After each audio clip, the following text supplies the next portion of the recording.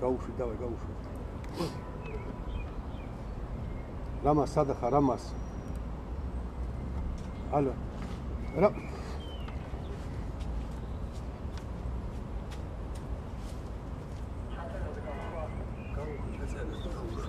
ველოდებით.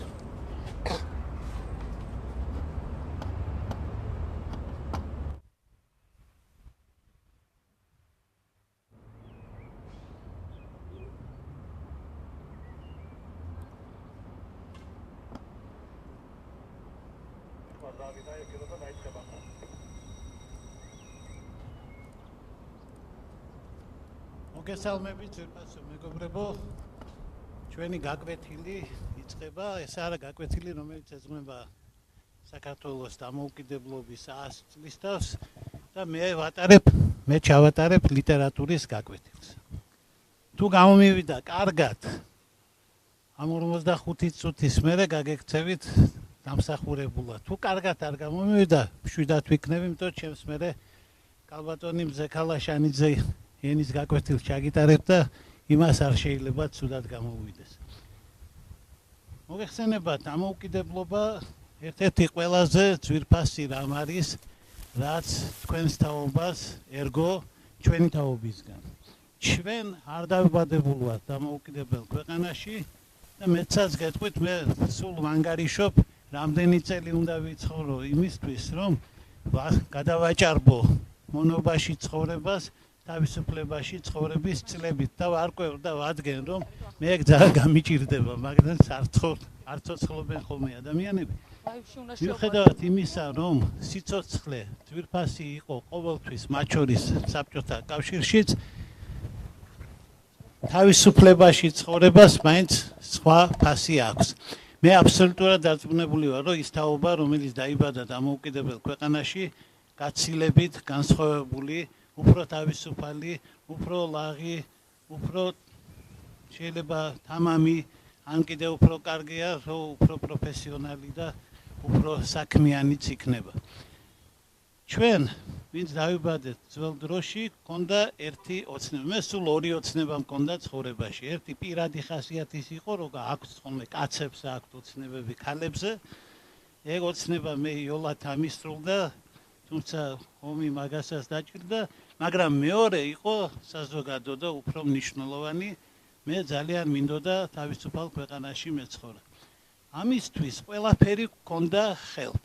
მე დავიბადე და გავიზარდე ოჯახში, რომელსაც ხელმძღვანელობდა ქართული ენისა და ლიტერატურის მასწავლებელი. დედა ასეთი მყავდა, ცოლით მასწავლებელი მყავს, შვილიც, მეც და საერთოდ ეს მასწავლებლობა ერთობ ქართული ძალიან მნიშვნელოვანი ეროვნული თვისებაა. და გითხრათ, რომ სადაც აღმოჩნდებით ხოლმე ქართველები, აუცილებლად ვასწავლით ხოლმე. აი მე რო თავის დროზე სამშობლოს სიყვარული რატო დაგემართაო და ამის გამაგზავნეს საკმაოდ მოშორებით, იქ რო ჩავედი ჩვენ დამოუკიდებლობა და არც 30-ის. ეს არის ნიკოლოზ ბარათაშვილი, ბედი ქართლისა, ქართული ლიტერატურის ერთ-ერთი ყველაზე მნიშვნელოვანი და ჩემი აზრით ყველაზე გადამწყვეტი ხასიათის პოემა. ორ სიტყვას გეტყვით იმაზე, რომ ხანდახან გონიათ, რომ ნიკოლოზ ბარათაშვილი რახან უშუალო შთამომავალი იყო ერეკლე მეფისა, შეიძლება მან უკეთ იცოდაო ისტორიაო და ისეთ რამეებს წერს, რაც ისტორიაში სხვებს არ გაუგონიათო. ეგ არ არის მართალი. ნიკოლოზ ბარათაშვილმა ისტორიული პოემა არ დაწერა. ნიკოლოზ ბარათაშვილმა დაწერა პოემა მომავალზე. იგი ძალიან სერიოზულად განსხვავდებოდა სხვა ქართველი რომანტიკოსი პოეტებისაგან, რომელიც ძირითადად წარსულის დატირებაზე იყვნენ ორიენტირებული და წინ აბსოლუტურად ან ვერ იხედებოდნენ. ნიკოლოზ ბარათაშვილი ამ პოემაშიც იგივეა, ის კაცია, რომელმაც მერანი დაწერა, ანუ იგი წინ იხედება. ის ამბობს, რომ თვითონ შეიძლება განწილული იყოს, მაგრამ მოძმეს საქმე გაუკეთდება იმით, რომ მის წინ ადამიანი დაეცემა. ბარათაშვილს ხანდახან ადარებენ ხოლმე სხვა რომანტიკოს პოეტებს და ავიწყდებათ, რომ წაკითხვა უნდა ყველაფერს, დიახ, იგი მიცკევიჩსაც გავს და ბაირონსაც, მაგრამ არც მიცკევის და არც ბაირონს არსად არ უთქვამთ, რომ მე რო წავიქცევი შენ ადგები და ჩემს მაგივრად შენ წახვალო. თავის ქვეყანას კიდევ არავინ არ დაუწერა ასეთი პოემა. რა არის ეს პოემა? ეს პოემა არის ალიbi ზარმაცი ქვეყნისთვის. ანუ ჩვენი ქვეყანა ცოტა ზარმაცობდა მოგეხსენებათ, იმიტომ რომ შეთქმულებაც კი ვერ მოვაწყვეთ წესიერად, ერთი შეთქმულება იყო და 40 კაცმა ერთდროულად დააბეზღა ერთმანეთი. ერთადერთი კაცი შეეწირა ამ შეთქმულებას, ყველაზე კარგი, ყველაზე განათლებული, ყველაზე ღირსეული სოლომონ დოდაშვილი შეეწირა. ყველა დანარჩენი იმის მაგვირად რომ სადმე უბედურებაში აღმოჩენილიყო, დამსახურებულად ჩამოგძანდა საქართველოში და ერთმა 100,000 მანეთი ჩამოიტანა და პოლკოვნიკის ეპოლეტები. ეგ ერთი სხვა შორის სერიოზულ და დიდ პოეტად გვიზის ქართულ ლიტერატურაში. აი ამათგან განსხვავებით. ნიკოლოზ ბარათაშვილმა რატომღაც და საიდანღაც და კაჩვენმა არის ის საიდან იცოდა ჩვენი გზა რომ არის დასავლეთ ევროპის გზა. არც ერთმა ქართველმა ეს აღარ იცოდა, არავისთვის, ყველასთვის საიდუმლო იყო ის ცოდნა, რომელიც აღმოაჩნდა ამ წარმოუდგენელი ძალის გენიოს, რომელიც 19 წლის ასაკიდან უკვე ისეთ რამეებს ამბობდა, რაც ძალიან დაბრძენებული და სერიოზული ასაკოვანი ხალხისგანაც კი მოულოდნელი იქნებოდა. ბარათაშვილმა შვენივრად იცოდა ისტორია. სხვათა შორის მინდა გითხრათ, რომ ნუმიზმატიკითაც იყო გატაცებული, ისტორიითაც ნაშრომები აქვს დაწერილი, რომელიც რა თქმა უნდა არ გადარჩა, იმიტომ რომ ამას ისეთი ბედი ჰქონდა ამ ადამიანს, რომ მისი არაფერი არ გადარჩა. ის კი არა, სურათი იყო, ერთი პატარა სურათი და გადასამრავლებლად რო წაიღო ილია ჭავჭავაძემ, იმ დღეს დაიწვა ატელიე მოგეხსენებათ. ბარათაშვილს არაფრის ბედი არ ჰქონდა, გარდა ერთისა. ერთის ბედი ნამდვილად ჰქონდა. მას წილად ერგო მისი ქვეყნის ორიენტაციის განსაზღვრა, ერთმა კაცმა განსაზღვრა საქართველოს ევროპული მომავალი. ისე რომ არავისთვის არ უკითხავს, ნებართვა არა უღია, მამამისი რუსეთუმე იყო. დედამისი კი იცით ვისი დაც იყო და ის მთავარი ქართველი რუსეთუმე იყო გრიგოლ ორბელიანი. ირგვლივ შემორტყმული იყო სულ რუსეთის აგენტურით და რუსეთის ინტერესების გამტარებელი ადამიანებით და ამათ რიგებში დაიბადა ევროპელი კაცი. წარმოუდგენელი არის, არავინ არ იცის რა საიდუმლოა, საიდან მოდის. ისტორია კი წყინვალედ იცოდა. ივერიელნი ჰქონდა დაწერილი პოემა არ გადარჩა სამწუხაროდ, მაგრამ ისტორია რო კარგად იცოდა. ამას იმიტომ გეუბნებით, რომ შეცდომაში უთვლიან ხანდახან იმ ამბავს, რომ მეფესა და საჯულს შორის, სოლომონ ლიონიძესა და ერეკლე მეფეს შორის რომ საუბარია, ის საუბარი თურმე ვერ შედგებოდა, იმიტომ რომ მაგ დროს, სწორედ მაგ დროს, რომელსაც ეხება ჩვენი პოემა, კრტანისის ბრძოლის დროს, სოლომონ ლიონიძე გაძევებული იყო მეფის გარემოცვიდან. იგი შემდგომში იქნა დაბრუნებული და მიიღო მონაწილეობა გეორგიევსკის ტრაქტატის მომზადებაში. იგი ისეთი პატრიოტი ვერ იქნებოდა, როგორც ნიკოლოზ ბარათაშვილს ყავს აღწერილი.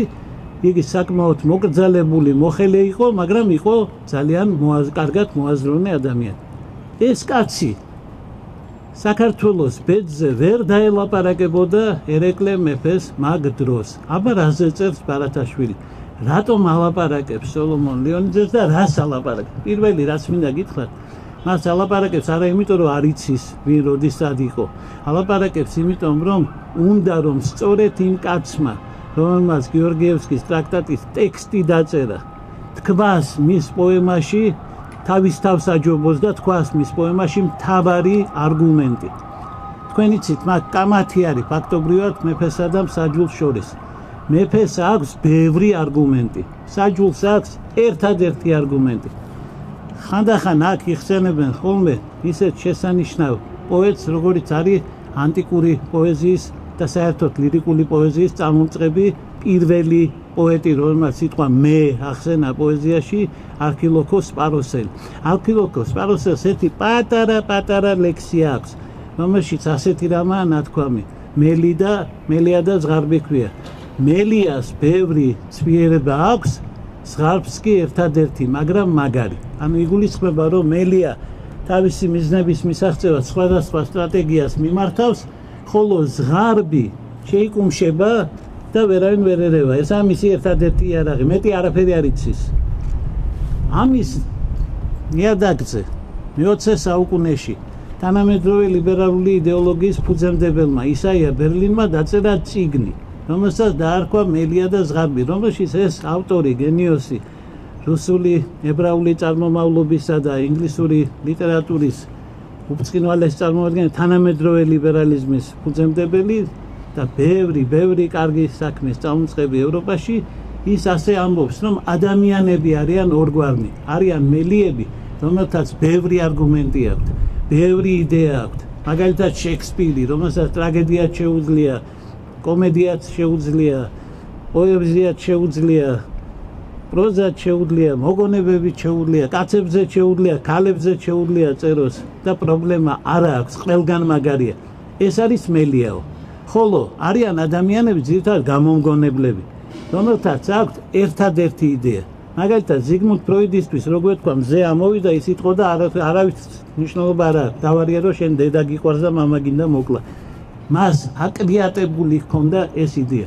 ისევე როგორც ძალიან სერიოზულად აკვიატებული ჰქონდა ერთი იდეა კოპერნიკს, რომელიც მარტო იყო სამყაროში, ვინც სიმართლე იცოდა და უმრავლესობა როგორც ყოველთვის სისულელეს ამბობდა.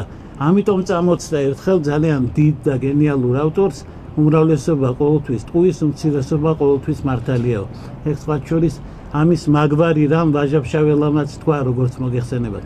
ისაია ბერლინი იმიტომ ვახსენე, რომ ამ პოემაში მაგ დიდი წიგნის დაწერამდე 100 წლით ადრე, 120 წლით ადრე, ისაია ბერლინის წიგნამდე ადრე გვაჩვენა ზუსტად ეს მელიისა და ზღარბის შერკინება ამ პოემაში, იმიტომ რომ მეფე ერეკლეს აქვს უამრავი არგუმენტი რუსეთის სასარგებლოდ. ხოლო სოლომონ ლეონიძეს აქვს ერთი არგუმენტი. მეფე არის მელია, სოლომონი არის ზღარბი. იმ იდეით, როგორც არქილოქოს სპაროსელმა თქვა. რას ამბობს მეფე ერეკლე და რამდენად მართალი აღმოჩნდა იგი.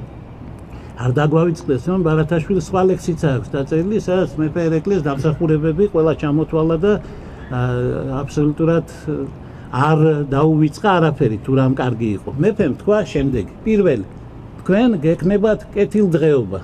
მართალია ეს კი მართალია. ახლა ამ შენობის მიხედვით ნოიმჟელეთ, ბევრი რამ დაგვრჩა ჩვენ რუსეთის იმპერიისგან, ისეთი თვითონ გამკეთებლები რო არ ვიყავით, მეტრო მაგალითად ვისი ამშენებელი ვიყავით, ერთი სადგური ძლივს გავხსენით და შეხედეთ რას გავს, ხო იცით და ჩვენი გაკეთებული რო არის ეგრევე ეთყობა. საბჭოთა სადგურები ცოტა სხვანაირი იყო, ფული ბევრი ჰქონდა, აეროპორტები, აეროდრომები და ასე შემდეგ და ასე შემდეგ. მეტროს გამოცვლა მინდაო ჩვენმა მერმა თქვა და მერე გაირკვა რომ რამდენიმე მილიარდი ჯდება თურმე და მაგის ფული არ აგვაქვს. ამიტომ რო ამბობდა კეთილდღეობაო, დიახ, კეთილდღეობა რუსეთს შეიძლებოდა მოეტანა. კიდევ თქვა მეორე რამ. მან თქვა მშვიდობაო. მშვიდობაც მოიტანა, დიახ, თუ იქნება ერთი იმპერია, ამ იმპერიის შიგნით რა პრეტენზიებიც უნდა ჰქონდეს ხალხებს ერთმანეთთან, ომი არ იქნება. სომხეთსა და აზერბაიჯანს დღეს რო ომი აქვს ყარაბაღის გამო, ეს ომი საბჭოთა დროში ვერ იქნებოდა, რუსეთის იმპერიაში ვერ იქნებოდა, იმიტომ რომ რუსეთის იმპერიაში მარტო საგარეო ომები იყო დასაშვები და იქ სიკვდილი. შიგნით ვერავინ ვერ იომებდა. ეს ძალიან გავს ერთ ვითარებას, როცა საქართველოში მანქანებს ტოვებდით, ღიას არ ვკეტავდით, იმიტომ ვერავინ ვერ მოიპარავდა, იმიტომ ვისაც უნდა მოეპარა, ან ექნებოდა განზრახვა, ან გაიფიქრა წინასწარ იყო დაპატიმრებული სულ ყველა. ამიტომ ყველაფერს თავისი ფასი აქვს. ბარათაშვილი სწორედ ამაზე ლაპარაკობს. რომ თქვა იმ კაცმა კეთილდღეობა, ბარათაშვილის პერსონაჟმა უპასუხა არგუმენტით. რომ თქვა იმ კაცმა მშვიდობა, უპასუხა ისევ იმ არგუმენტით. ის ბევრს ამბობს, ეს ერთს ამბობს. და ბოლოს იმან თქვა ერთ მორწმუნეობა, რაზეც ასევე მიიღო პასუხი, იგივე პასუხი. რას პასუხობს სოლომონ ლეონიძე? ის პასუხობს ერთ სიტყვას, ერთს, როგორც ზღარბი, მაგრამ ყველაზე მაგარს, ყველაზე ძვირფას, იმას, რაც არა აქვს საქართველოს, რაც ყველაზე უფრო ჭირდება საქართველოს იმ დროს, როცა ეს პოემა იწერება. პოემა იმიტომ კი არ იწერება, რომ ვიტიროთ, რომ დავკარგეთ. არა, პოემა იმაზე იწერება, რომ მომავალმა თაობამ შეძლოს ის, როგორც მერანშია, ნათქვა, მე წავიქცევი შენ ადგები, შენ გაიტან ბოლომდე ამ ლელოს. ამაზე ლაპარაკობს, ამისთვის გააკეთა ეს. ეს სიტყვა, ეს იდეა არის თავისუფლება. ის ამბობს კეთილდღეობა, ეს პასუხობს თავისუფლება. ის ამბობს აი ნახეთ რა გექნებათ, ესე უნდა არ მინდა, იმიტომ რომ ყველაზე მთავარი არ მექნება. თავისუფლება ყველაზე მთავარია. ადამიანსო სარტმა თქვა, მისჯილი აქვს იყოს თავისუფალი. ქვეყანას მისჯილი აქვს იყოს თავისუფალი. მისჯილი აქვს იმას ნიშნავს, რომ ამ ქვეყნის ისტორია სხვას არაფერს არ გვეუბნება. ჩვენ არასოდეს ვერც ერთმა დამპყრობელმა ვერ გვასწავლა, რომ ვიღაცის მორჩილი უნდა ვიყოთ.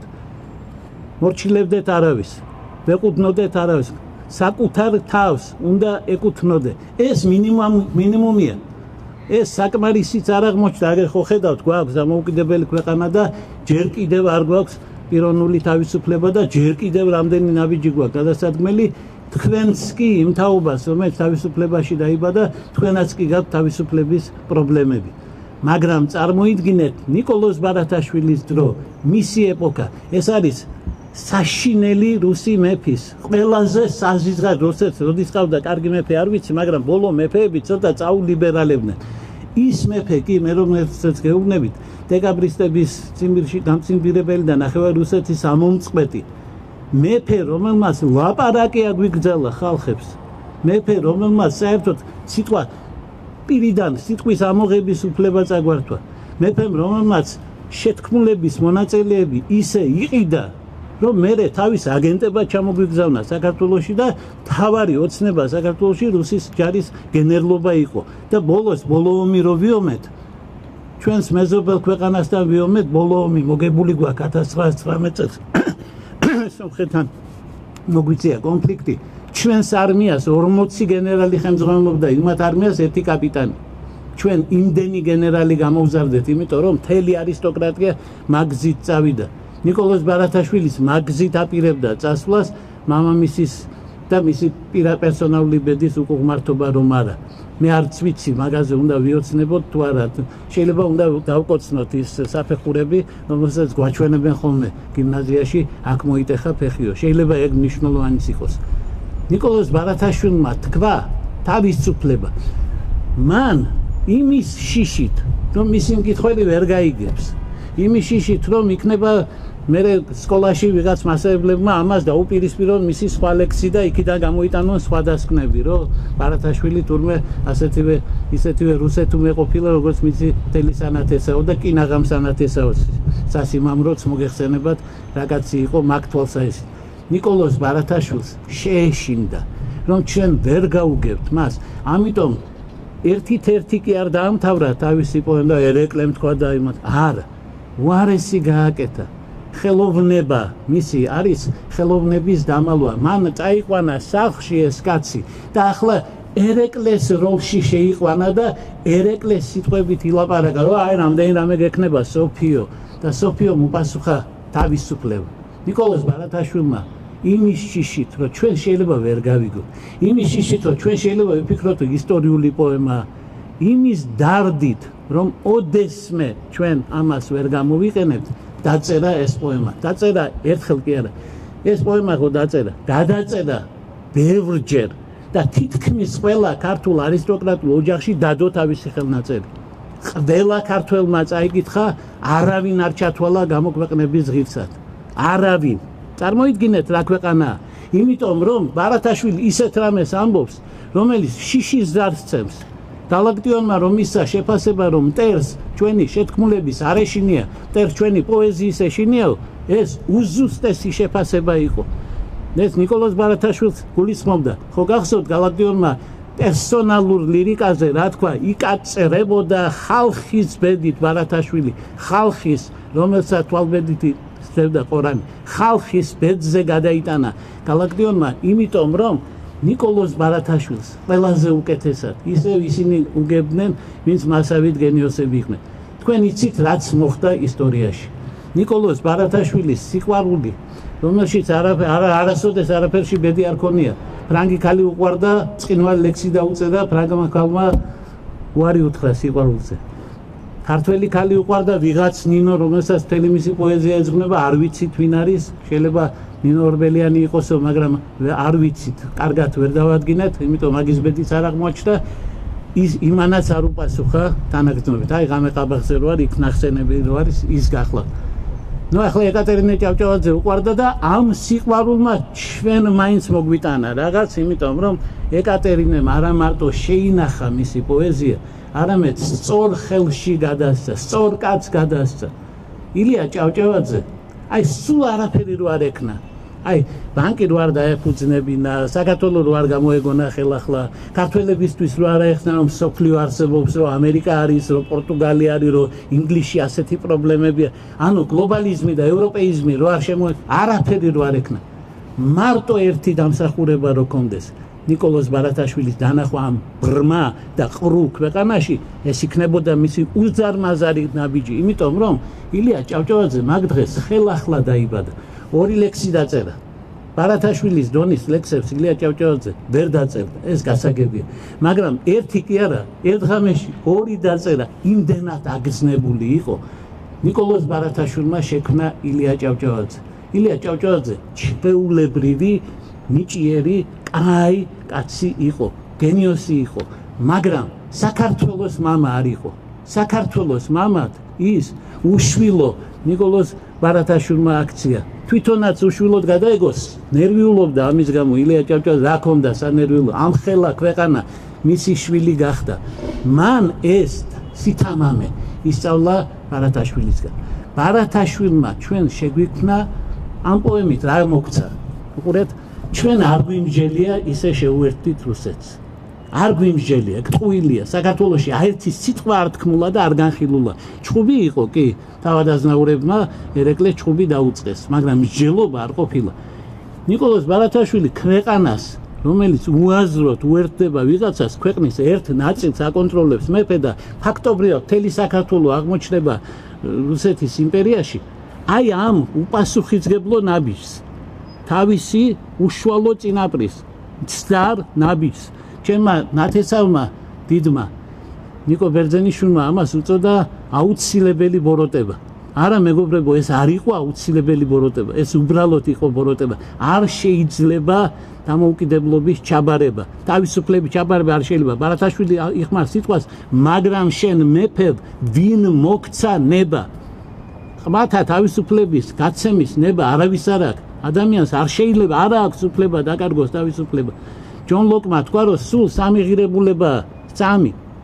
თქვენ მილიონს გაიგონებთ, ხან ღირსებას, ხან პატივისცემას, ხან თავდადებას, ხან რა ვიცი და სულ 3-აო: სიცოცხლე, თავისუფლება, საკუთრება. ერთმანეთის გარეშე არ არსებობს.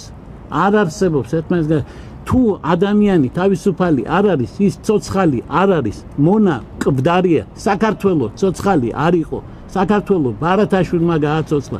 გალვანიზება უყო ამ ქვეყანას, ჩაუბერა სული, იმიტომ რომ იმ ქვეყანას, რომელსაც თავი არ ქონდა მსჯელობისა, ისტორიულად ტყუილი დაგვიწერა, როგორც უნდა იყოს ხატულ ნაწარმოებში და შექმნა ილუზია, ვითომ ჩვენ განვიხილავდით ამ საკითხს და ვითომ მეფე ერეკლემ განხილვის შემდეგ დაადგინა რა ნაბიჯები უნდა ანუ საქართველო ევროპულ ქვეყნად დაგვიხატა კაცმა ის ქვეყანა რომ ველური გადაწყვეტილებები მიიღო და მოგვატყუა იმ რუსეთმა, რა თქმა უნდა, მარტო იმაში კი არ არის საქმე, რომ ჩვენ დაუშვით შეცდომა.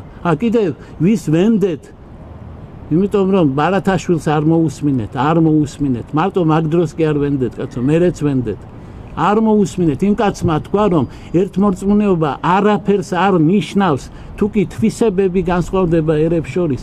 როგორ არ მოусმინეთ, ეს ხო აბსოლუტური ჭეშმარიტება იყო.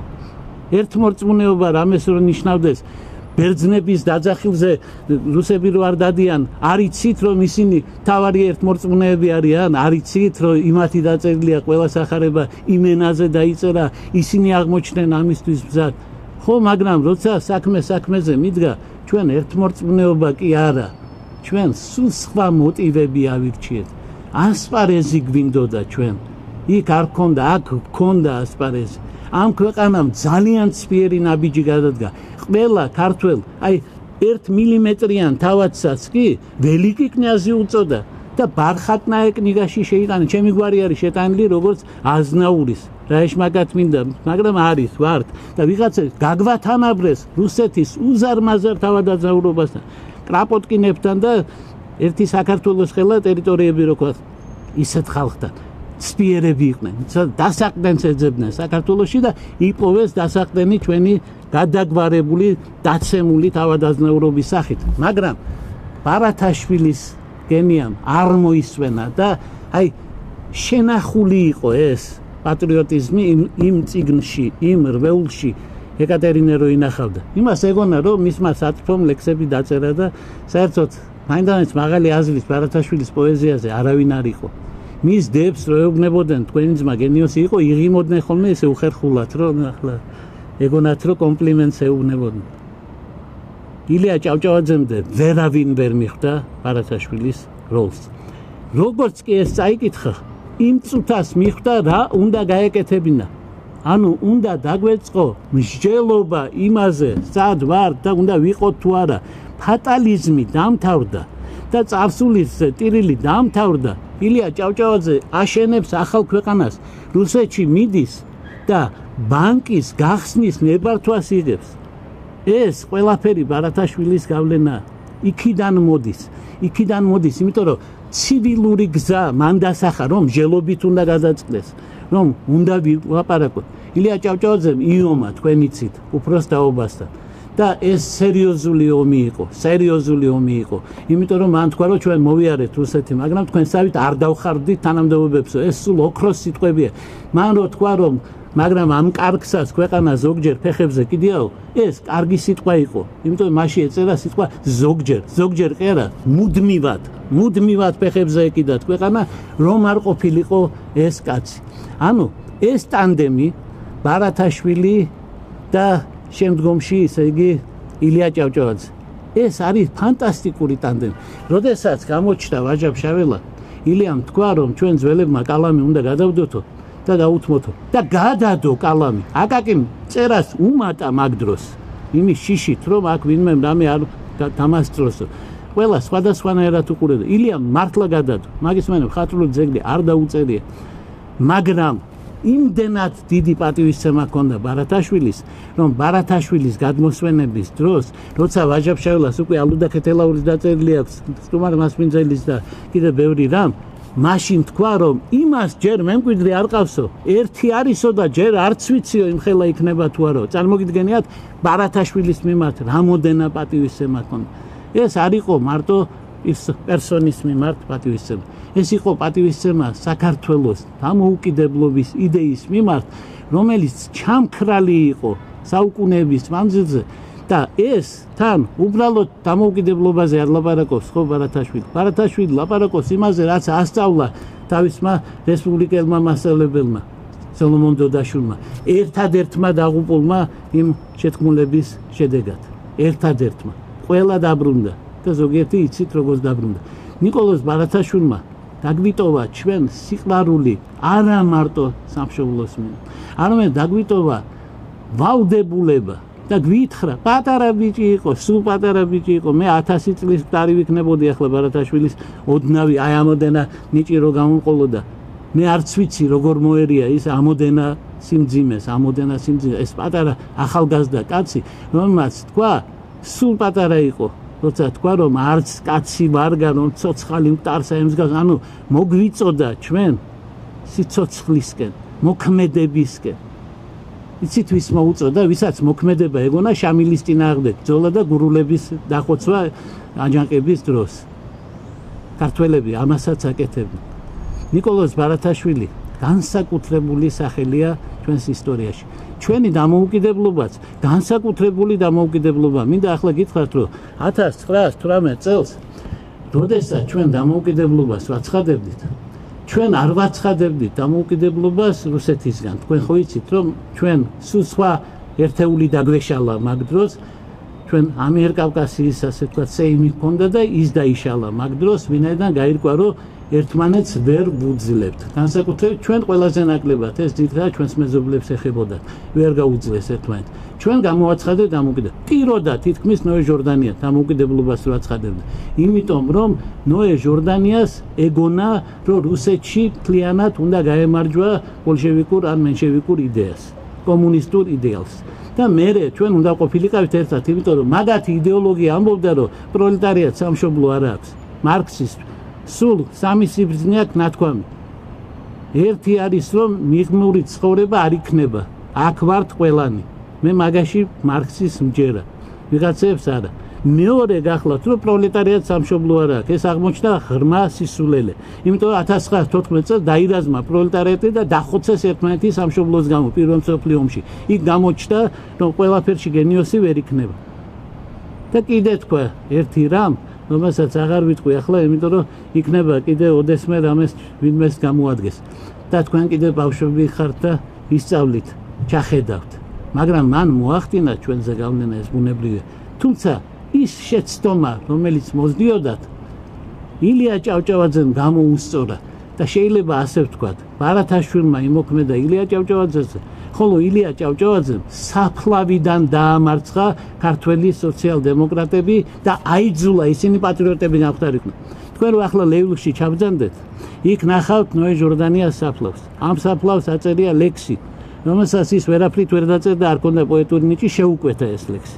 ეს შეკვეთილი ლექსია, ახლა დიდი პოეზია არ არის, მაგრამ შიგნით ასეთ სიტყვებია, რომ ვარ საქართველოს დამწვარი ჭირისუფალი და თუ საქართველო ვერ ვიხილე თავისუფალიო, მთელი მსოფლიო ქვაქვაზე დანაცვლებული მენახოსო. ეს ილია ჭავჭავაძეა. ეს იმან ასწავლა ასეთი ღრმა პატრიოტიზმი. ხოლო ილიას ეს პეტერბურგში არ უსწავლია. ილიამ ეს ერთ დღეში ისწავლა, როდესაც ბარათაშვილის ლექსები აიღო ხელში.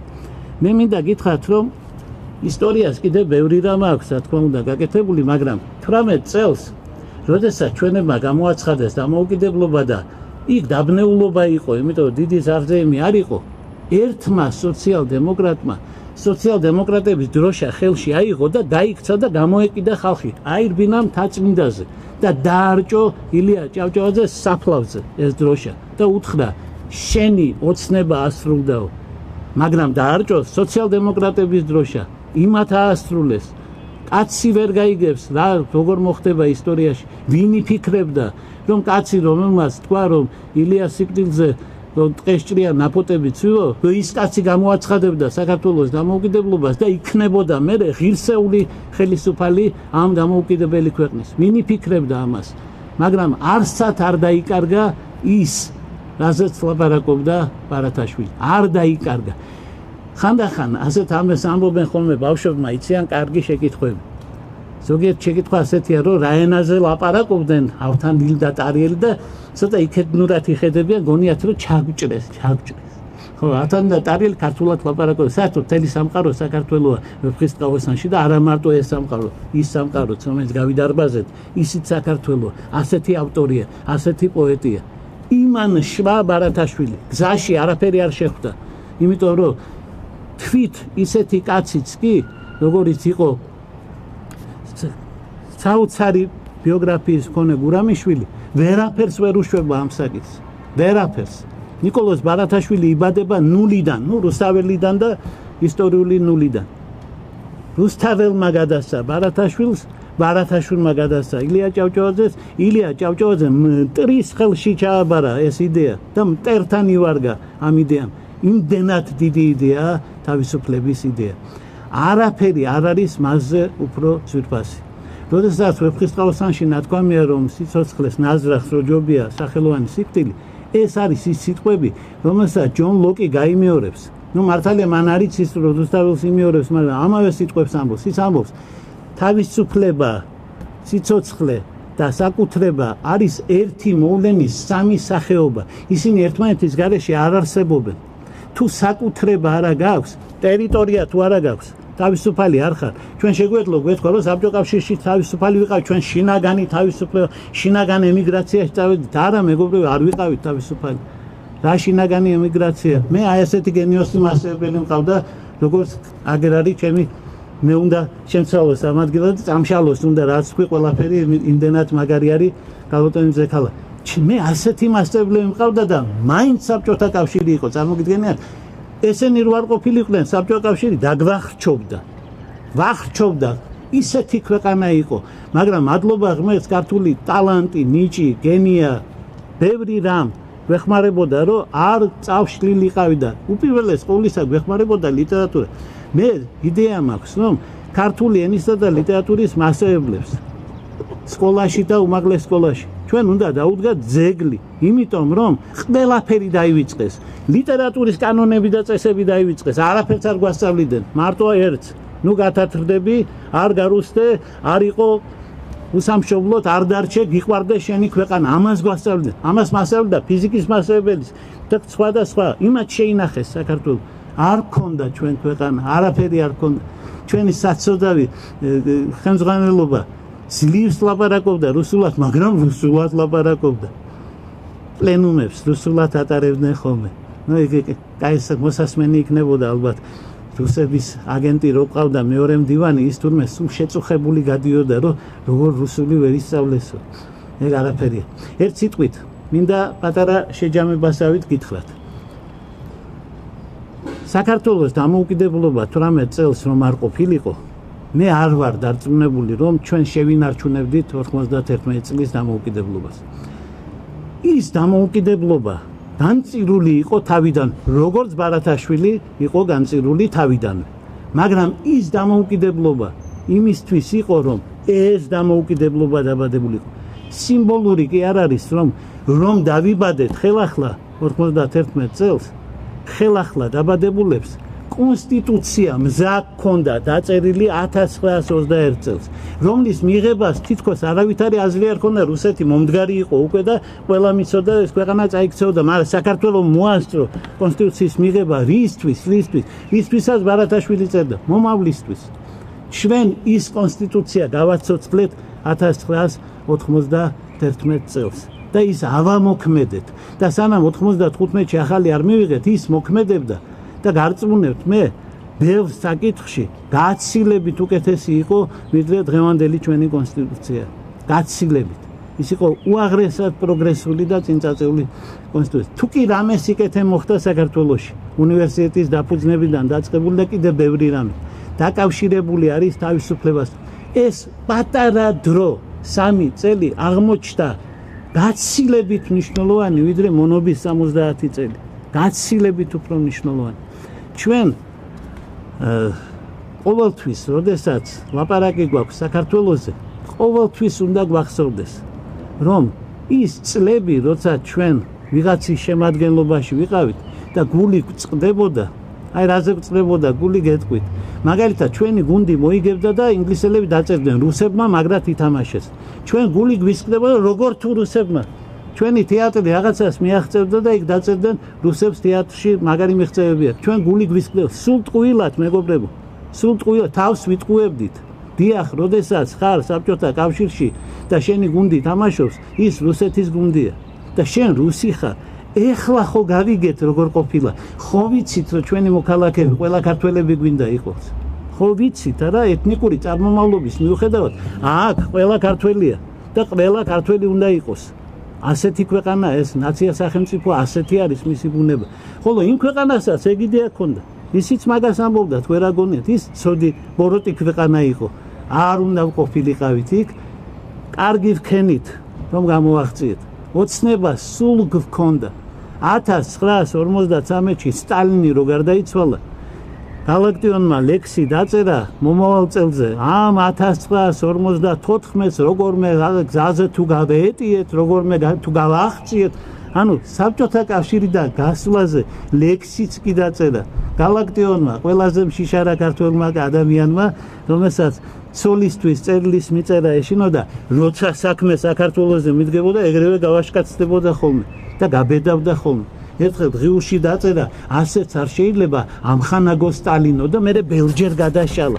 ჩვენ იქიდან მაინც წავიკითხეთ, მაგრამ მაინც გადაშალა, ეშინოდა, ყველაფრის ეშინოდა, ოღონდ საქართველოს როცა ეხებოდა, არ ეშინოდა. ამიტომ ჩვენი გაკვეთილი საშინაო დავალება იქნება ასეთი. პირველი, ხელახლა და ღრმა და საფუძვლიანად წავიკითხოთ ბარათაშვილის პოემა ბედი ქართლისა. იქ ნათქვამი ბოლო სიტყვები, რომ ამაო იყო ყოველი, ეხება ერეკლეს და მის ბედს და მის ბედის წერას. ეს არ ეხება საქართველოს. საქართველოსთვის ეს პოემა თვითონ არის სიცოცხლის ნიშანი. ეს ერთი. მეორე, წავიკითხოთ გალაქტიონის პოემა, რომელსაც ეწოდება აკაკი წერეთელი, განსაკუთრებით ის ნაწილი, რომელსაც ცალკეც იპოვით ხოლმე, რომელსაც ქვია რად ეწოდება საქართველოს მგოსანთა მხარე. აი მაგ არის ნათქვამი, როგორ ეშინოდა მტერს ჩვენი პოეზიის და რა სამართლიანი, რა ჭკრიანი და რა უსინდისო იყო ერთდროულად ჩვენი მტერი. მართალი იყო, როცა ეშინოდა ჩვენი პოეზიის, მართალი იყო ჩვენი ტანკების რო არ ეშინოდა. მართალი იქნება დღესაც, როდესაც ქართული ენის, ქართული კულტურის, ქართველობის შეეშინდება და არა იმის, რომ რაღაცა საბრძოლო იარაღებს დავამზადებთ ჩვენ და ბირთვულ ქვეყნებს დავაჩოქებთ და ასე შემდეგ. ხო, ამის ილუზიაც ჰქონდა ჩვენ, იყოთ რომ ახსოვს მე ერთხელ მოვკარი ყური თავრობის სახლის წინ ასეთ სიტყვებს. მოვა აქ პრეზიდენტი ბუში მუხლებზე დაეცემა და ითხოვს მაპატიე, მაგრამ შენ არ უნდა აპატიო და ქალების კივილი. არ აპატიო. მე მაგ დროს კარტოფილით მოვდიოდი ბაზრიდან და დამეცინა არაპატიოზე და ქალები გამომეკიდნენ და მთელი კარტოფილი დავყარე, მაშინ ცელოფანი არ იყო, ცოტა ბადურები გქონდა ხოლმე და სირბილში დავკარგე მთელი ჩემი ქონება. მეშინოდა რო დავეჭირე მცენდნენ. ისინიც სხვა შორის საქართველოს სახელით მოქმედებდნენ და მინდა ერთი საიდუმლო გითხრათ, ისტორია რა უცნაური არსებაა. ისტორია ერეკლე მეფეს არ გაუხსენებს იმას, რომ მან ასეთი ფატალური შეცდომა დაუშვა. არა, ისტორია გაიხსენებს, რომ 80 ომში უამრავჯერ დაჭრილი ვაჟკაცი ქართველი მეფე იყო. ისტორია ისე როგორც დიმეტრი თავდადებულს არ უხსენებს იმას, რაც ოდვილიანი კაცი იყო, უხსენებს იმას, რაც კარგი გააკეთა. ასევე ისტორია არ იტყვის, რა შეცდომები ჰქონდა ქართულ ხელისუფლებას. 1000 წლის მერე ისტორია იტყვის, ზვიად გამსახურდიამ გამოაცხადა დამოუკიდებლობა. ედუარდ შევარდნაძემ დაუკაკუნა ნატოს კარებზე, ხო? და საქართველოს ევროსაბჭოში შეიყვანა. მიშა სააკაშვილმა ასე და ასე ქნა და იმა და ყველას მარტო კარგს დაუმახსოვრ. ასეთი არის ეს ისტორია. მე უბრალოდ გული მწყდება, რომ ყველასთვის კეთილია ისტორია. ერთადერთი ნიკოლოზ ბარათაშვილისთვის აღმოჩნდა მავნე და ბოროტი. უნდა შეგახსენოთ, რომ 2006 წელს, როცა ქართულ ხალხს კითხეთ, ვინ არის, ნიკოლოზ ბარათაშვილი 50 ქართველს შორის ვერ მოხვდა. სადაც მოხვდნენ მე-17 ხარისხოვანი პოეტები და სამღვდელოები, 7 წარმომადგენელი, ნეტა ვინმე გაიხსენოს 7 მღვდელი საქართველოში სადმე მოსახვედრი, მაგრამ ისეთი დრო იყო. რუსთაველი მე-6 ადგილზე ძლივს გაღოღდა. იმიტომ რომ მას გაასწრეს სხვა უფრო დამსახურებულმა ადამიანებმა. და მინდა გითხრათ, რომ ნიკოლოზ ბარათაშვილის არ მოხვედრა 50 კაცი მე გავაპროტესტებ მაშინ. და ვთქვი, რომ ეს მე თქვი მიუთითებს, რომ ჩვენი საზოგადოება გოიმია მეთქი და საშინლად ცუდად მიიღეს ეს ამბავი. თავარია ცუდი სიტყვა არ თქვა, კაცო. თავარია თქვა, რომ ჩვენი საზოგადოება დაიბნა, ვერ ერკვევა. თავარია სიმართლე არ უთხრა. გოიმი კი არა, ქაჯი ხარ, როცა ამოდენა განძის პატრონი. იქ პოეტებს ასახელებ ვიღაცებს, რომელიც არაფერი არ არის. მე ახლა შემიძლია, ახლა მაქვს ერთი ბოლო წუთი დასწავლოთ განსხვავება დიდ და პატარა პოეზიას შორის. პატარა პოეტები წერენ შენზე. დიდი პოეტები წერენ თავის თავზე. ნიკოლოზ ბარათაშვილმა დაწერა თავის თავზე, თავის სამშობლოზე, თავის სიყვარულზე, თავის თავისუფლებაზე. პატარა პოეტები კი წერენ შენ საქართველოს დედოფლობა დაგშვენდებოდა და ასე შემდეგ. ის ლამაზი ლექსია ხალხს მოწონს. 50-ში შეყავს, მაგრამ ხო გესმით, რომ არ უნდა დაჩაგრულიყო ჩვენი დიდი პოეტი. დიდი მადლობა გაკვეთილის მოსმენისთვის.